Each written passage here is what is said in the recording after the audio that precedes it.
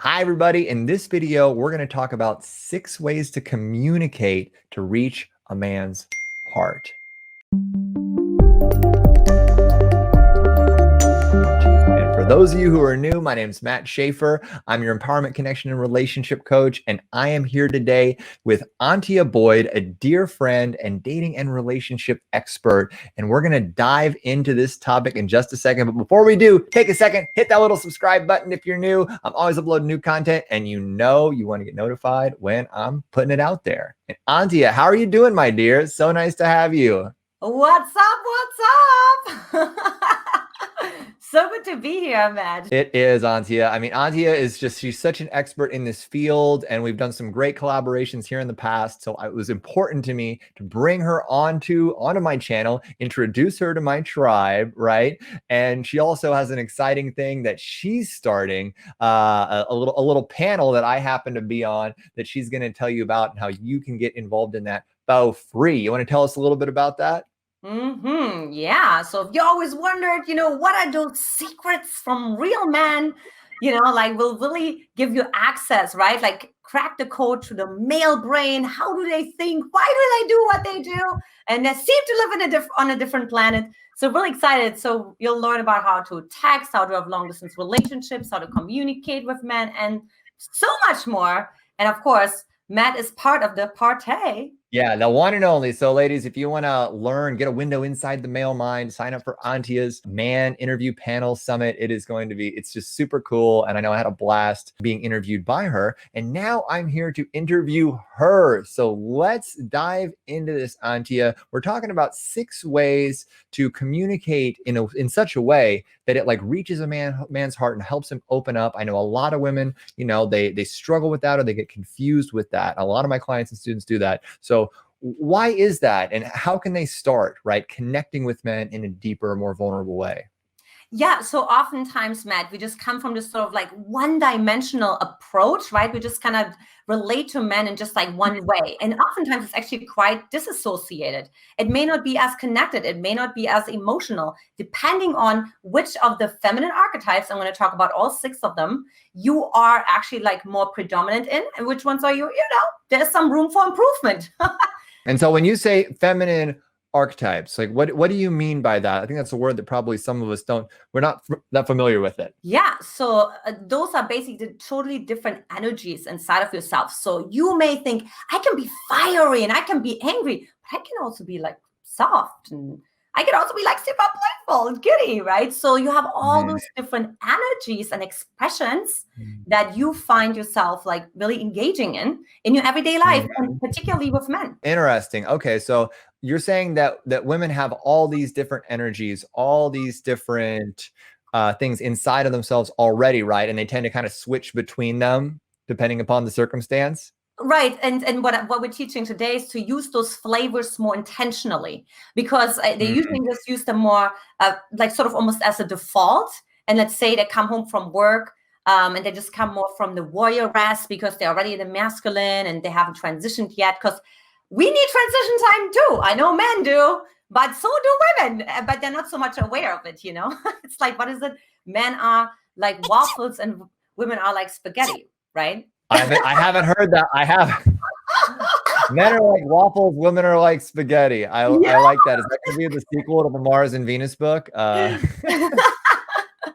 like the waffles are compartmentalized, right? And the spaghetti can be everywhere. It's like very flexible. I love it. That's real. I've never heard that before. That's really interesting. I love it. All right. Well, let's dive into these 6 different archetypes and how they can really benefit women. And ladies, take a second. The link to the man panel, the man interview panel, it's going to be down in the description. So be sure to click on that before you get out of this video. But let's dive in, Antia. So what's the first archetype, and how can women embody it powerfully? Yes, so I think one of the most important ones is being playful, being in that little inner girl, right? So, one thing that my husband always says, the most magnetic to a masculine man is really sort of like a woman being in her little girl.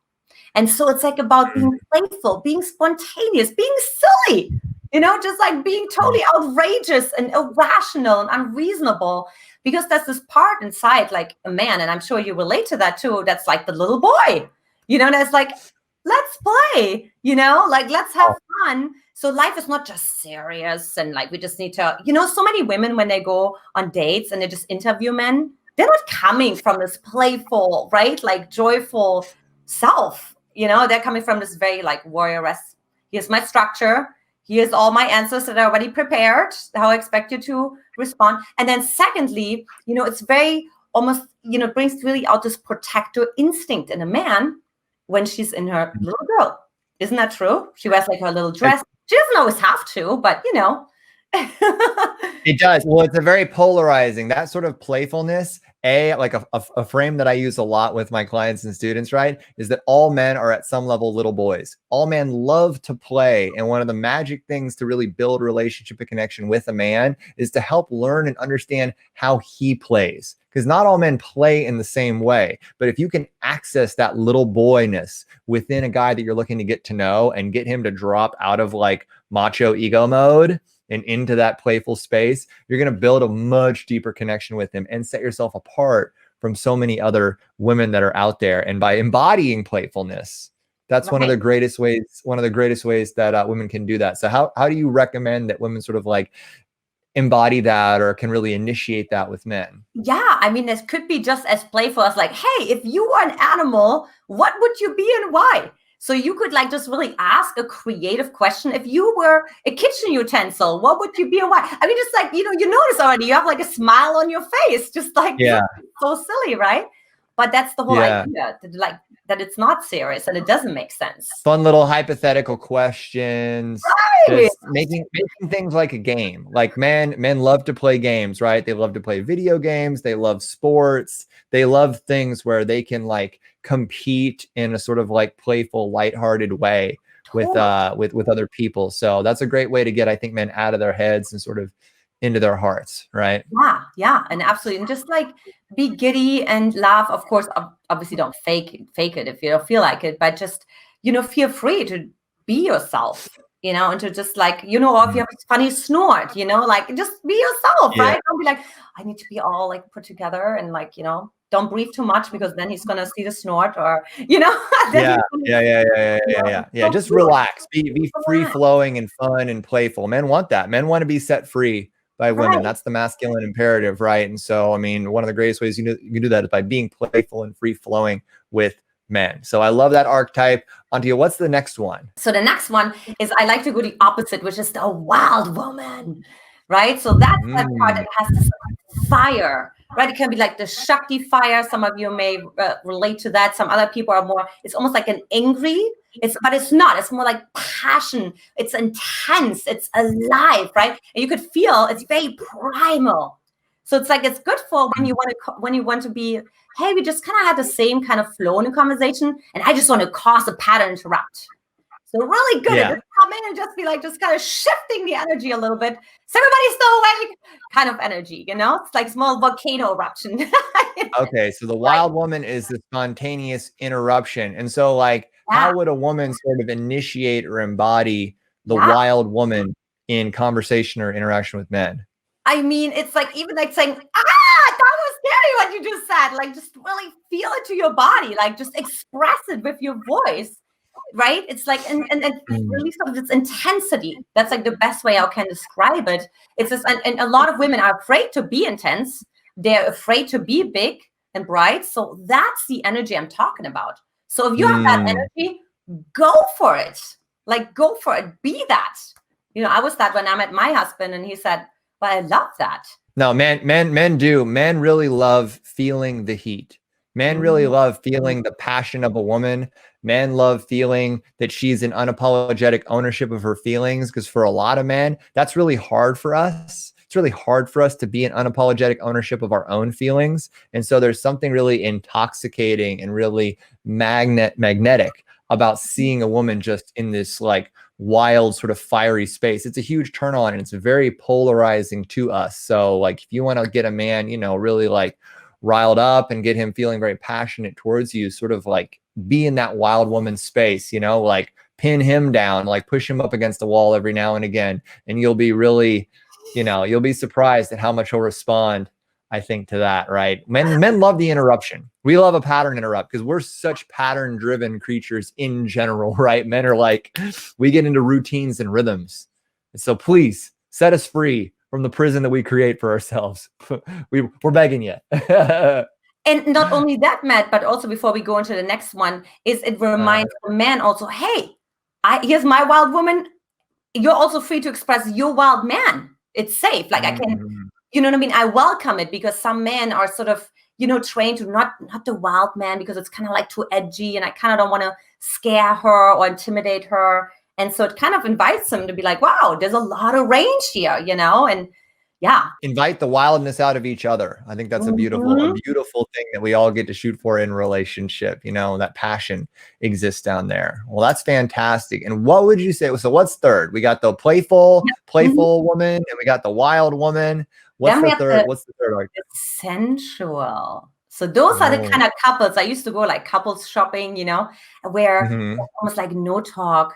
And she just like zips her drink at like, you know, at such a, you know, slow pace, and he just like watches like every move she makes with her fingers, right?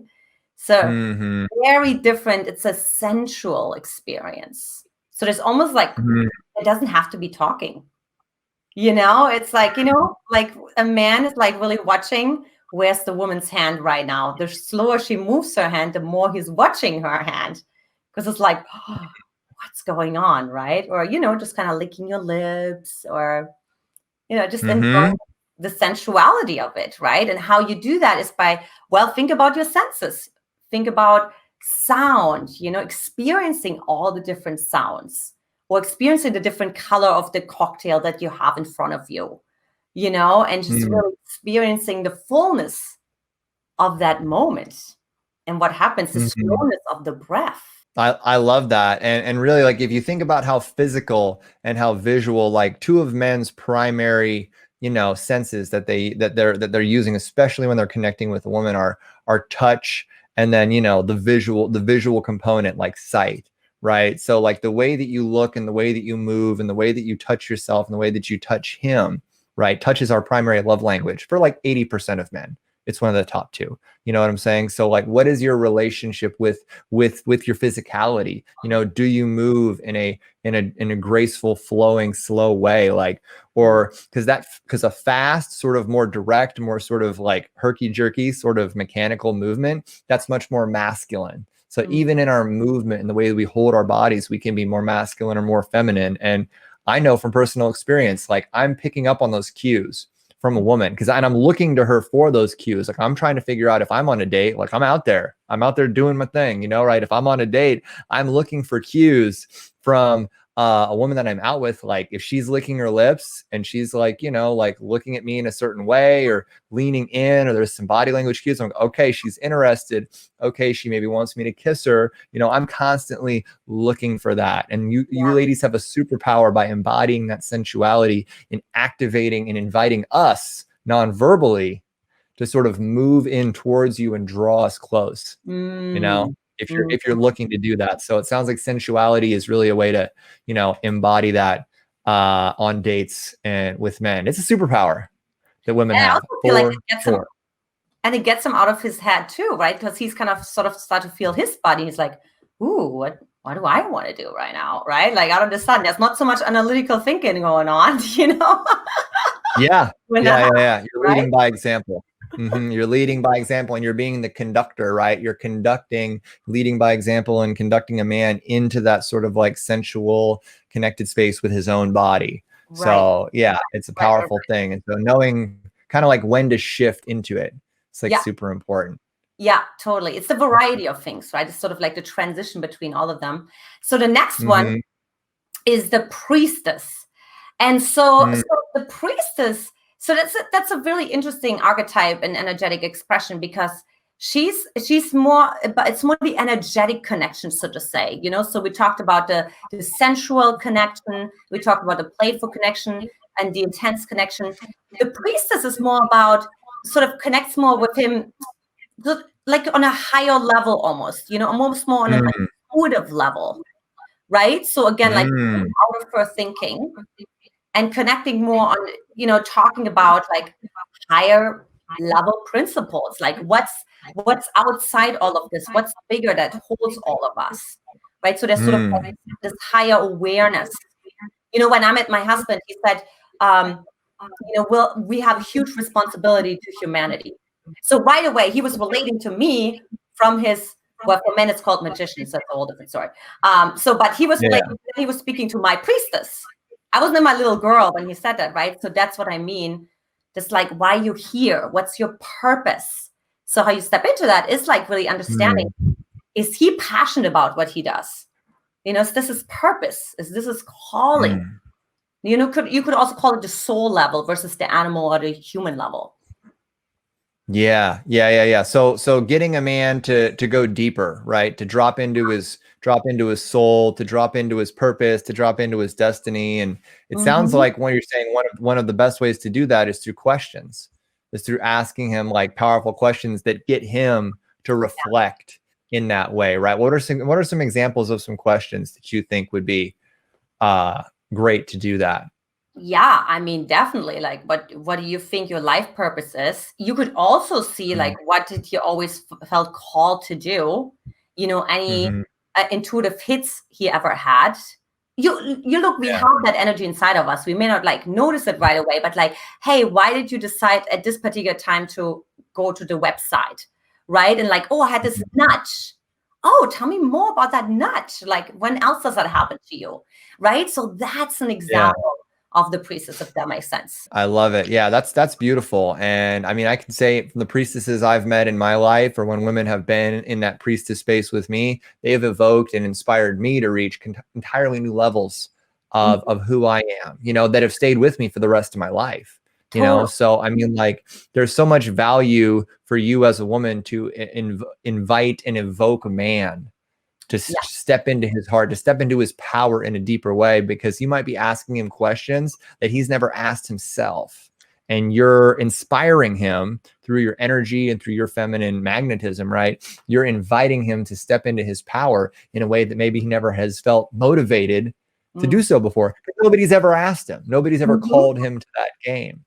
So I think that's a super important archetype to really like lean into, especially once you've like, when you've gotten to know man for a little while and you're past like that phase one, right, of just the initial oxytocin, getting to know somebody. It's like, okay, well, what's deeper, right? And how can I support you in that? Totally. So it's almost like when people say there's more to this, right? Like what's the more, right? So then the fifth one is the queen. And the queen is all about the vision. Like what vision do you have for your life? You know, do you want kids? Do you want to travel to certain places? You know, what is your kingdom? Like, how does your kingdom look like, right? Is your kingdom in a country? Is the kingdom in the city? Are you going to have a big court? Are you going to have a small court? I know I'm just like talking about from a king perspective, but actually seeing sort of like what is his vision for his life? You know what I mean? I don't know. Maybe he wants to sail the world and he's not planning on, you know, living behind his white picket fence. You know, so the king is a lot about like visioning, like what's his life look like, sort of, you know, and does it match yours? So you step into your queen, right? And the queen is that having a vision for what your kingdom looks like, sort of what the big picture is, sort of maybe just a step, not a step beyond, but a greater step out even than the priestess, and looking at like, what's the vision for the kingdom that I want to create, and doesn't match up with what you want to create. So it's a lot of vision work, right? It's vision work. And then of course, and that's so hard to say because that situation is of course also holding your own. So Matt always talks about holding your own frame. So that would be an example of the queen, right? So there will be testing moments. So that's what I mean. Not all energies will be presented on the first date. So they come out, right? But you will be tested. Are you going to set the boundary? You know, are you holding your own? Are you saying, hey, this wasn't quite okay with me? You know, like you said, you're going to call. You called the next day. You know, it's kind of lost a little trust there. So that's also about sort of like being willing to kind of lean into that edge a little bit of that boundary, right? That's also the queen, and setting really the boundaries early. You know, I always tell my clients, like, don't wait. Like, oh yeah, well, maybe he has like, no. Just tell him right now. like he's going to be so confused in 3 weeks, right? Like you always have an example with the dog, right, Matt? Yeah. Exactly. Yes. Set the boundaries early, be proactive with it, you know, hold your frame from the beginning, like be that queen from the first date. You know, a queen, no, I did a whole video on this. It's one of my more popular recent videos, right? A queen knows what she wants. She knows how to present herself. She has a royal bearing, you know, she owns her value, and she's not afraid to like express and ask for what it is that she wants, because she knows what she wants, right? And when you do that with a man, like he picks up on it, he'll resonate with that, because like a lot of women don't. A lot of women just collapse their frame into the frame of the man they're getting to know, because they just want to, you know, make them happy. And what they do, unfortunately, is it lowers their value to them. And then the men end up, you know, pulling back or checking out, you know? So if you come into a relationship with, I'm a queen looking for a king, are you going to be the king that I can partner with to build a kingdom, right? To build an empire, right? Like that's the sort of vibe that you get to come into, right? Into a relationship, like you and Mr. Brody. Yeah, I mean, you know, so that I definitely set some boundaries there, and he did too, which really made me respect him. So that's the whole importance of the respect in the relationship. If the queen and the king is not there, there's no respect. There's like, I like you, I connect with you. But that part is missing. That's really important. And so absolutely, I love it. So, and then the last one is the warrioress. And I think the warrioress is important because sometimes you actually become business partners. You know, there's a lot of power couples, right? We're doing all this work together. I relate to you. You're working in management. I work in management, you know, so so it's really important to also be connected to that one as well, because that's sort of like also holding your own in like everyday life, to saying like, okay, I'm not just floating around.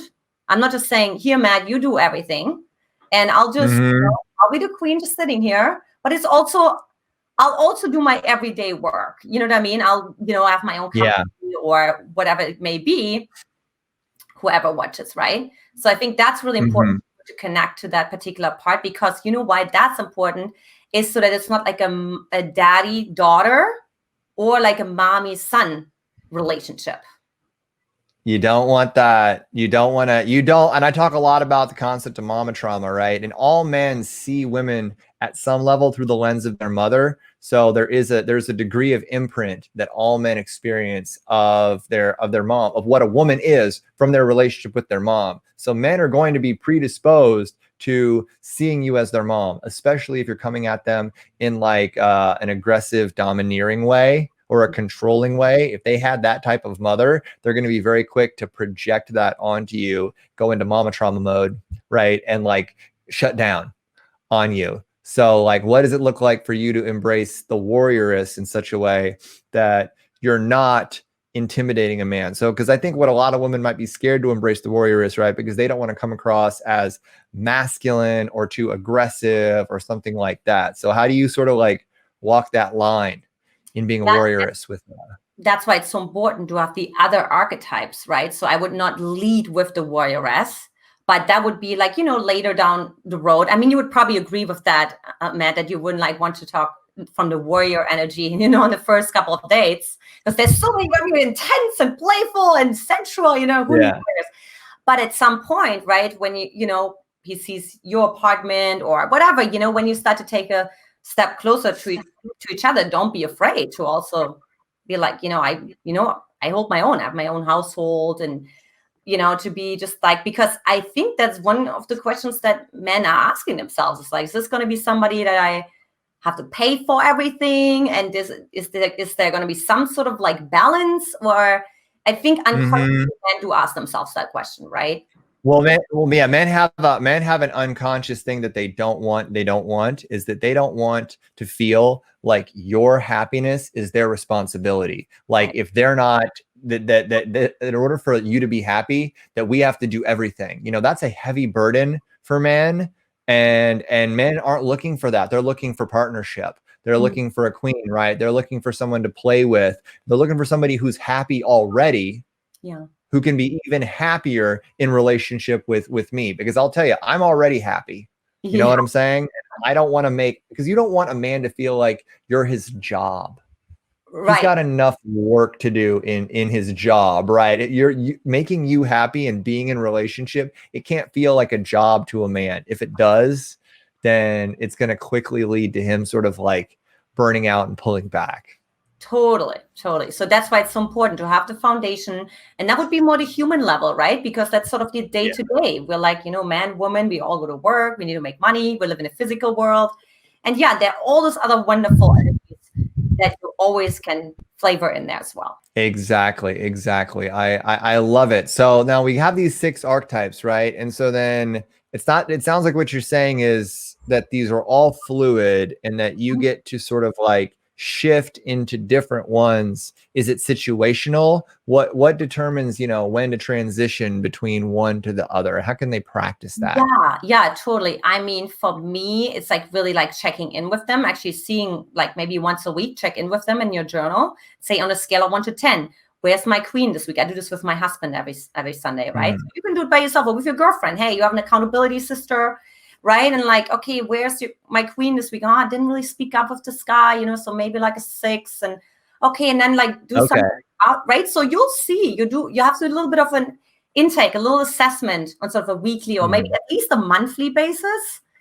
So because it's so unconscious, you may be totally not even aware that, oh, my little girl is like at a 2. I don't even know when I laughed the last time, because I'm so stressed out all the time. And then you wonder, maybe that has something to do with the attraction of the man that you bring into your life. Exactly. So I like that. The concept of doing like a weekly check-in, and like how often, and then look for specific incidents. When did I embody, the warrioress this week? When did I embody that playful little girl this week? And sort of just like cycle through and look for moments in your life throughout the course of the week where you shifted between these. And if you didn't, right, ask yourself, and has that played a role in the state of my relationship? Because it sounds like all of them are important, right? At some time or another. Like, it's not like any one is never appropriate, correct? Right. Exactly. And then it's also balance. I mean, you may find that, wow, I'm always so playful and funny, but I don't have a lot of respect. So you may also notice that you don't have a lot of respect in your life. Then you're like, oh, so then bring in the queen a little more, if you feel like people are always liking you and loving you, but that's not the respect with follow through. So you also see how other people treat you as well. I love it. Well, I think this is great content, and I'm assuming that this is just like a preview, right, of some of the great stuff that women who like join you for your man panel, your man interview panel that I'm on, that they can get, right? So tell everybody a little bit more about that before we head out. Yeah, well, it's interesting actually, because we talk quite a bit, coincidentally, about all the different archetypes from the man perspective, so you learn so much more about online dating, but what kind of energy do you speak into when you use certain photos, for examples, right? Or like in communication, we have a couple men where we talk about communication. We talk about toxic shame in men and how they navigate that. That's more about the little boy. So we have all the archetypes that we address within talking about, attachment in men, what's going on there. So it's really exciting for you to check that. And of course, how do men commit? That's always like the biggest asked question, right? That's a big one. The mystery, the infinite mystery, right? Totally. Sometimes I feel like I don't even know when men commit, and I'm one of them. I know, right? Like, you're the mystery to yourself. I am a mystery and enigma to myself. I truly am. But I feel like we've shed a light on a lot of mysteries today, Antia. And ladies, if you want to be a part of this amazing event that I'm a part of, and our interview was incredible, I remember it very well, click the link in the description. And also check out Antia's channel. She's got an awesome YouTube channel as well. There'll be a link to that. And just thank you so much for stopping by, everybody. Be sure to subscribe to this channel if you have not yet. And we'll see you next time. Antia, it was such a pleasure having you on. Thank you so much for joining us. It was such a blast. Thank you so much for having me, Matt. Take care. Bye-bye. All right, you too. Talk to you later. Bye-bye. Bye.